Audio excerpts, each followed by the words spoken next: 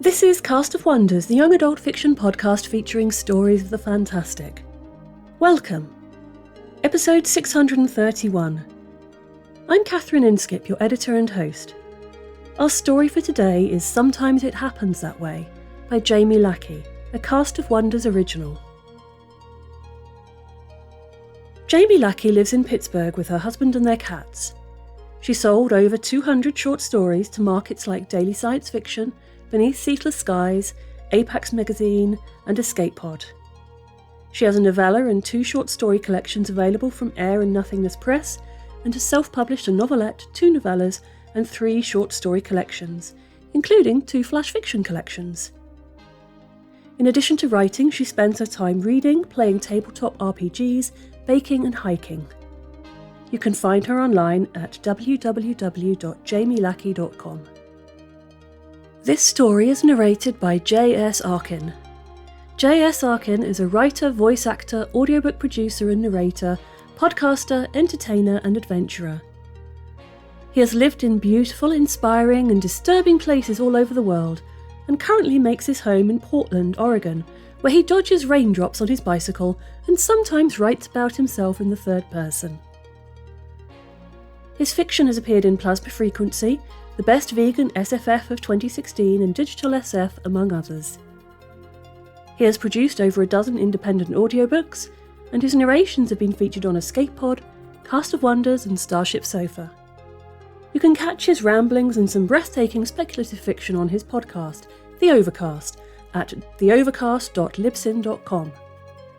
And now, we've a tale to tell.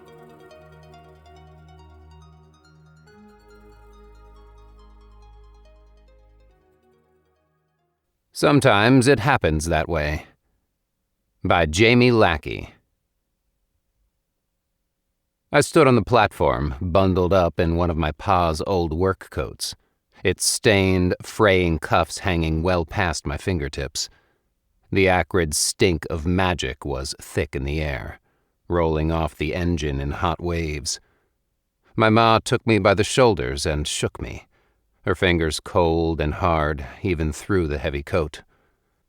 "Your uncle lined up a good job for you out west," she said, leaning close to shout over the steady rumble of the engine and the din of strangers' voices.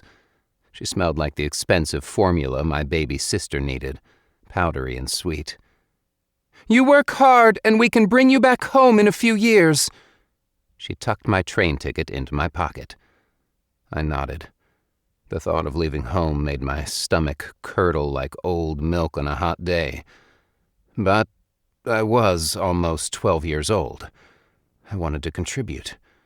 I was small for my age and not strong, not like my older brothers and father. But my uncle had found me a job where small was what the bosses wanted.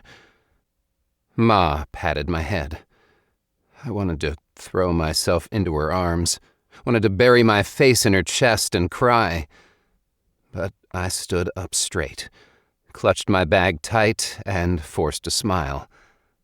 "I'll make lots and lots of money, and be back before you know it," I said. My mother wiped a single tear off her own cheek. "You're a good boy." Then I climbed onto the train, and she vanished into the crowd. A girl even smaller than me, with muddy brown hair and crooked teeth, squeezed in next to me on the train. "You on your way to Mill Magic Ore too?" she asked, leaning in and shouting so I could hear her over the din. I nodded. "We should stick together then," she said. "We can pool our money for food." "I don't have any money," I said. She frowned. "None at all? The mill owner sent money with the train ticket. The trip's a week long." I shrugged. All I had was Pa's old coat and my ticket. I figured the girl would leave now, but she didn't. "Well then," she said. "Here, take this." She pulled a half-squashed roll out of one of her pockets and pressed it into my hand. "I'll make sure you don't starve." "I won't starve in just a week," I said, but took a bite of the roll. It was stale and didn't taste like much, but was also gone much too quick. She threw an arm around my shoulder. I'm Rayanne. My name's Bo. We spent the next week together, hungry more often than not, but not nearly as hungry as I'd expected to be. Rayanne made each penny count, and she had a knack for looking hungry and sad just outside of the dining car.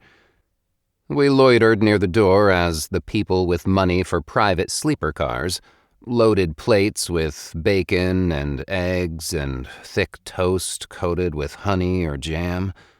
Sometimes men in fancy vests with magic ore inlaid into their buttons, or ladies in satin dresses and shimmering hats, would slip Rayanne an apple. We slept on hard wooden seats and leaned into each other for warmth, and what padding our bodies could offer, which wasn't much.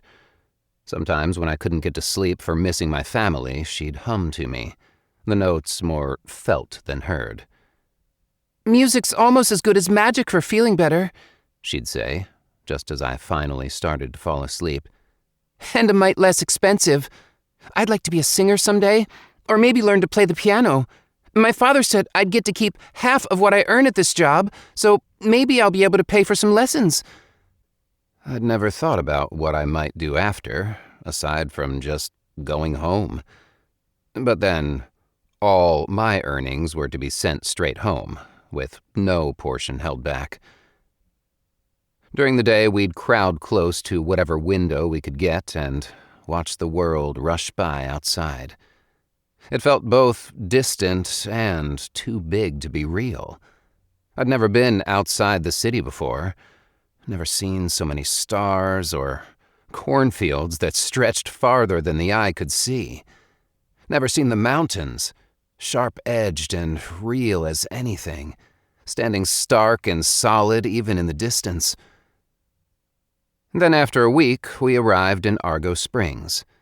About half a dozen other kids got off the train with us. A red-faced man with a walrus mustache introduced himself as Mr. Elliot, and gathered us up as the train pulled away from the station. Even with the engine gone, the sharp scent of magic still lingered in the air, and a constant noise rumbled like distant thunder. "What's that?" Rayanne asked. "The mill," Mr. Elliot said. She peered around, trying to catch sight of the mill.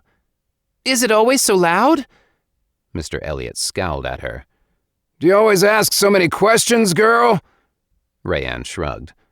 "I reckon so." "Won't do you good for long, and you won't have to worry about the sound for long, neither. You'll all be deaf within 3 days." Rayanne froze. I'd never seen her so still, not once, not even when she was asleep. "Deaf?" she repeated, like it wasn't a word with a meaning, like it was a nonsense syllable in her mouth. "The noise will rupture your eardrums," Mr. Elliot said, like she was dumb to not know this already, like someone had ever explained to us what taking this job would mean, and why it paid so well. Rayanne grabbed my arm. "We can't do this," she hissed, low and urgent. "We have to run away." I shook my head. "My family needs this money." "And you're willing to lose your hearing for them? They didn't even give you the money meant for your food." Her words were like a punch to the gut. She didn't understand. I could go a week without food, but my baby sister would die without her formula. My family was counting on me. "You have to go," I said, even though I didn't want that. I'd miss her just as much as any of my sisters, maybe more. But Rayanne couldn't learn the piano if she couldn't hear. She had a dream. I didn't have anything like that. "Bo," she said, her voice pleading. It might be the last time I ever heard anyone say my name. I'd never hear my mother's voice again, never hear any new songs Rayanne learned, or the rain hitting a window, or the birds chirping. I wondered if my mother had known when she put me on the train. I shook my head. There were plenty of people out there who'd never heard any of those things, and they didn't die of it.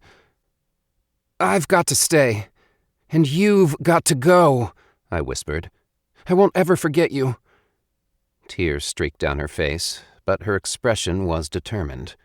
She hugged me once, hard. Then she was gone. Mr. Elliot took us to the bottom of the mountain, where it was already impossible to hear anything other than the constant roar of the mill. The trees had all been cleared away, leaving rock and dirt and glaring sun. Mr. Elliot finally noticed Rayanne was gone and did a fair bit of pointing and shouting, even though none of us could hear him, before he stormed off. We had to hike the rest of the way on our own, straight up the mountain in the heat of the day, and I didn't have any water or even a way to carry it. I took my coat off and tied it awkwardly around my waist. The roar built from the loudest thing I'd ever heard to even louder, to pressure, to pain. Blood streamed out of our ears, stained the shoulders of our shirts. Dust clung to our skin. Flies buzzed around our heads. I already couldn't hear them. I could feel the sound of the mill in my bones. The stink of magic got stronger and stronger. I could almost see it, sparkling in the air like sunshine on new snow. Eventually, we made it to the mill. 2 older boys gave us water and a good helping of stew with dark bread. They showed us to our bunks, communicating to each other with quickly flicking fingers, and to us with broad gestures, waving and pointing. They shut the mill down a little after sunset, and the sudden quiet was like a physical blow. The pain didn't fade, and my ears rang, so even without the roar of the mill, I couldn't hear anything else. My bunk was narrow, with a thin straw mattress and worn wool blanket, but it was a sight better than sleeping leaned against Rayanne. Still, it took me a long time to get to sleep. At least, none of the others could hear me crying. We learned the work. Chunks of magic-laced rocks came down through the system of tunnels that connected the mines higher up the mountain in long lines of metal hoppers, then were fed into the mill itself, where huge metal hammers, each one the size of a train car, crushed the rocks into powder. It was the constant rolling impact of the hammers that caused the roar that, within a few days, I could no longer hear, but could still feel in my bones. The powder was mixed with water, then the slurry mix flowed down slanted troughs. One of the 4 adults who worked the mill with us dipped a finger into the slurry and placed it on the tip of his tongue. Based on whatever he learned from that, he'd add some chemicals, which we were warned not to touch. Later, when we understood the sign language better, one of the older boys explained that the wrong mix of those chemicals could set off a magical chain reaction that would kill everything within a 5-mile radius. Our job was to climb between the sets of troughs and spread a thin layer of mercury with long-handled brooms. When the slurry touched it, the liquid metal bonded with the magic ore, creating a shimmering metallic honeycomb that sank to the bottom of the pools beneath the troughs, which we gathered and barreled to send away for processing. There were 6 of us learning together, 4 boys and 2 girls, along with the 2 older boys and 4 adults, 2 women and 2 men. We could all read and could write notes if we had to, but mostly we communicated by sign language, which we had to learn quickly. One of the women, the one who seemed to do most of the office work, assigned us each a nickname, something to use that would be faster than spelling names out. Mine was Spoon. The girls were Cup and Plate. The other new boys, Knife, fork, and table. We worked from sun-up to sundown, with staggered breaks for meals. The food was good, and they were generous with it, which was good because I stole as much as I could, and at night I'd sneak out and meet Rayanne. She only came after the mill was quiet, and even then wore thick pads over her ears. I taught her to sign, but we mostly scratched notes in the dirt. She'd realized she was trapped here real quick. She couldn't afford a ticket home and couldn't find another job, at least not one worth taking. She managed to send one letter home, but received no reply. I supposed that was answer enough. She'd found a tribe of fairies, and they were teaching her to survive on the mountain and how to sing their songs, but she knew better than to eat any of their food. "It's not just your hearing," she wrote one night, the words clear in the light from the full moon. "The fairies say that the liquid metal you use is poison, that people who work the mill breathe in too much magic dust, and it's poison too." I didn't want to believe her, but I did. One of the older boys, Chair, was starting to tremble all the time and see things that weren't there.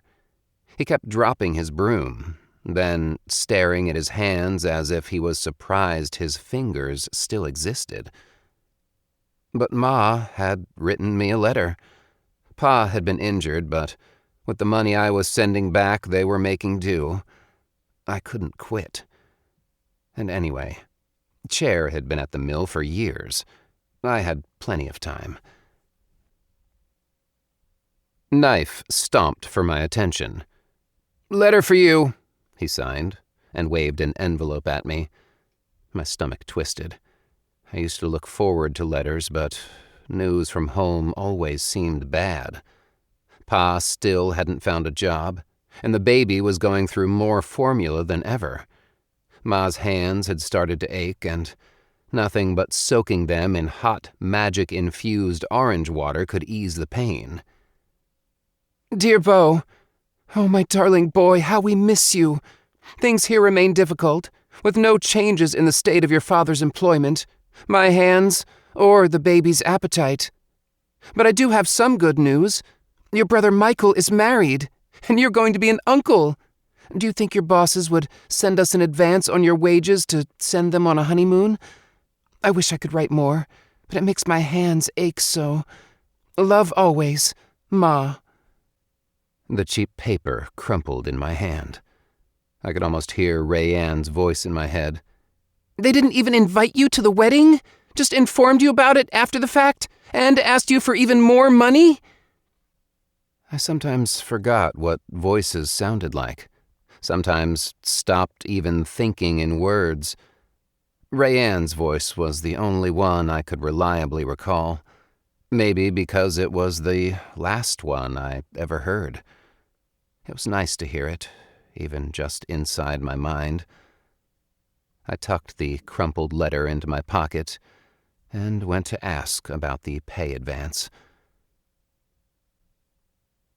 We'd been at the mill for about 9 months when Chair vanished. He'd been mostly useless for the last few weeks, and the rest of us took turns taking care of him. I'd guided him to a stool that sat in one cobwebbed corner. His mouth had moved, but I had no idea if he was trying to talk or if he was babbling nonsense sounds.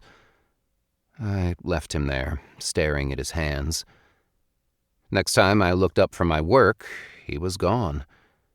There wasn't any way he could have gotten out without someone seeing him. It was like he'd just evaporated. I wondered if he'd shouted for us as his body disappeared around him, or if he hadn't even noticed. I went to the office where the woman who gave us our nicknames — I never learned any of the adults' names — wiped away a single tear when I reported that Chair was gone. "That's how it goes sometimes," she signed. "He didn't have any family left, so his savings will be split between the rest of you."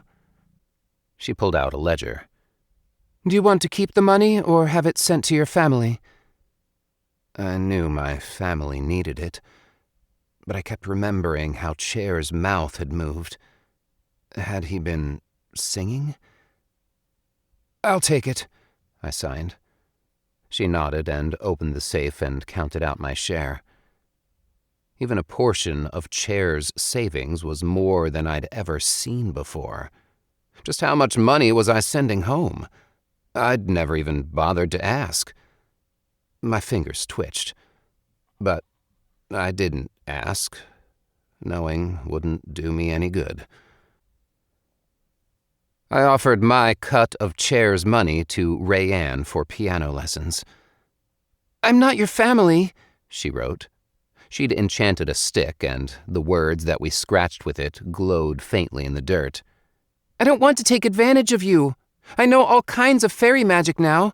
I can take care of myself. But I want you to have it. For music. I don't need it for anything, so either you take it or I send it back to my family. Fine. I'll take it. Then she showed me the new tricks she'd learned, using the ambient magic that drifted in the mountain air. She pulled water out of the air into my cupped palms. I splashed it onto my face and she laughed. She cupped an apple seed between her hands and blew into the space between her thumbs. When she opened her hands, a whole apple sat in her palm. It was small and green and hard, but she made me eat it. Then she carefully saved each seed and tucked them into her pocket. Didn't you say the magic was poison? Won't it hurt you too? If she vanished like Chair, I'd never know what happened to her. It's not so bad a bit farther away. There's magic enough to use, but not so much it burns your nose. It's the mill that's dangerous, not the mountain. I'd stopped noticing the burn. I hardly even noticed the smell anymore. Promise me that you're being careful. She rolled her eyes, but hooked her pinky with mine. I promise. We'd been at the mill for just over 2 years when I woke in the middle of the night to the vibration of Cup thrashing in her bunk. Plate and I scrambled to her, held her to keep her from falling off her bed and hurting herself. Eventually, she stopped struggling. Her eyelids fluttered open, and she reached out and touched Plate's cheek. Then she died. It happens that way sometimes, we were told when we reported Cup's death. Cup had family, but they didn't want to pay to ship her body home. So they took her undiminished savings, and we had a funeral and laid her body to rest in a graveyard just down the mountain. Rayanne planted flowers on her grave. 4 months later, a rock snagged in the intake to the hammers, and the sound of the hammers hitting, metal on metal with no rock to crush between them, was so loud that the ringing vibration killed Knife, who was closest. Blood pooled in his ears and caked his eyelashes together. It happens that way sometimes. His family had us send his body. A week later, 3 replacements arrived. They were so young, so small. I hadn't realized how much I'd grown. I'd missed at least 2 birthdays, unremarked by everyone. The adults dubbed them Chair, Cup, and Knife. I wondered how many spoons had preceded me. I found a music school, Rayanne wrote. I can learn piano and composition and singing. But it's far away. I won't be able to visit anymore. The news was like a physical blow. I could hardly remember my mother's face now, and we didn't form friendships at the mill. We worked together, took care of each other when we could, but we didn't talk, didn't bond. I still didn't know any of the adults' names, or any of the others' real names. One of the adults was different than when I'd arrived, but I wasn't sure if they'd brought someone else in or if the remaining older boy had been promoted.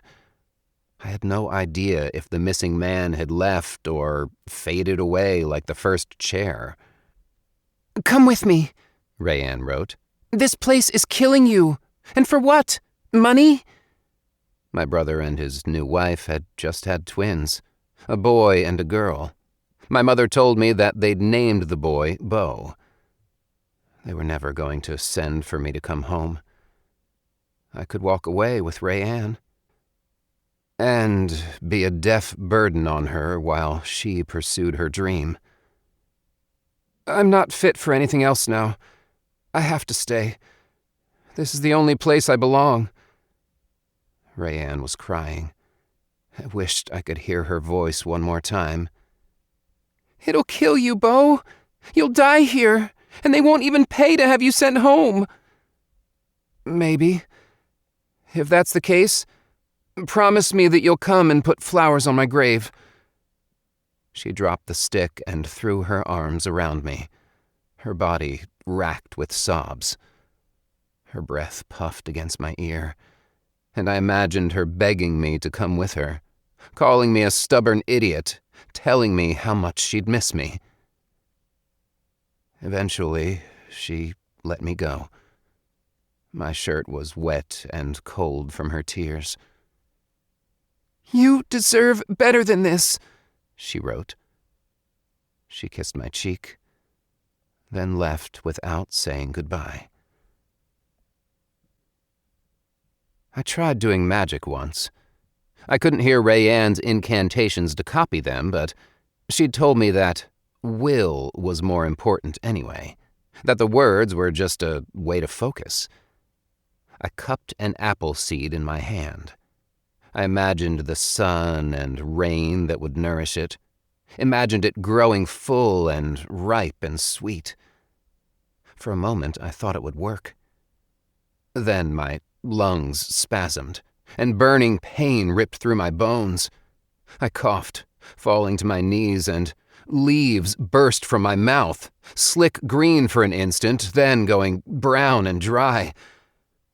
I supposed that was why people wore magic buttons and hats, why they made magic balms and lotions, but no magic pills.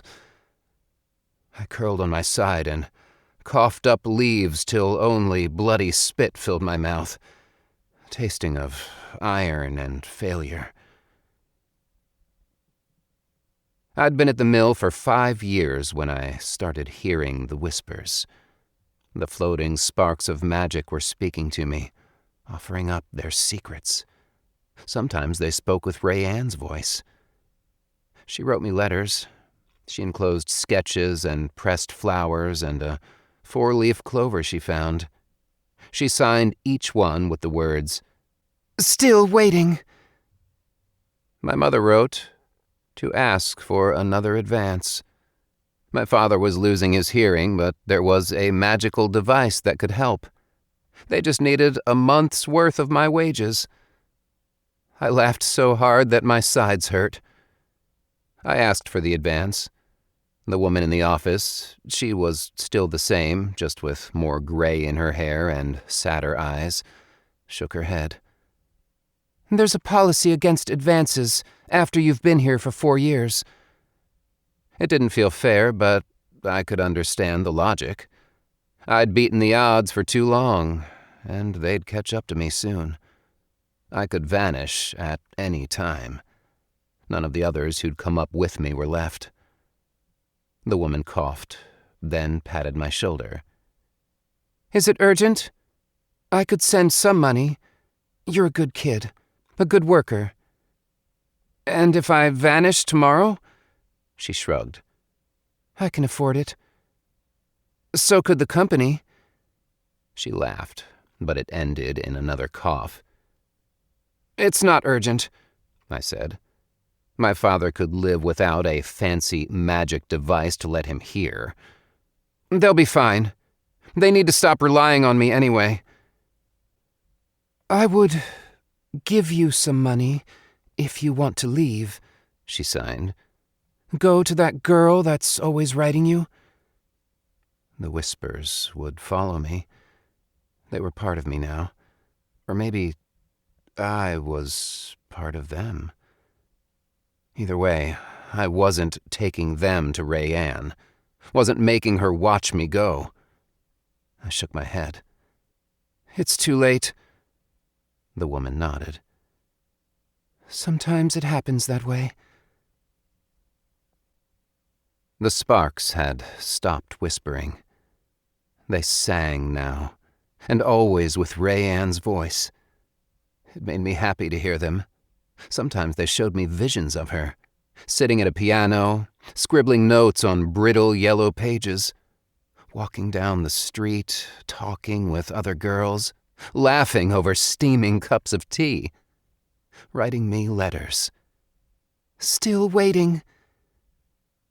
Sometimes I saw my family. They had a bigger apartment now. My mother wore a hat decorated with magic-infused feathers. My father's vests had magic ore inlaid into their buttons. My baby sister was taking riding lessons. My niece and nephew looked plump and happy. I hoped they'd put something into savings. The mill was thin and faded around me, flooded with too many sparks to see past. I could see every one that the others breathed in, but not back out again. One of the others guided me over to the stool in the corner.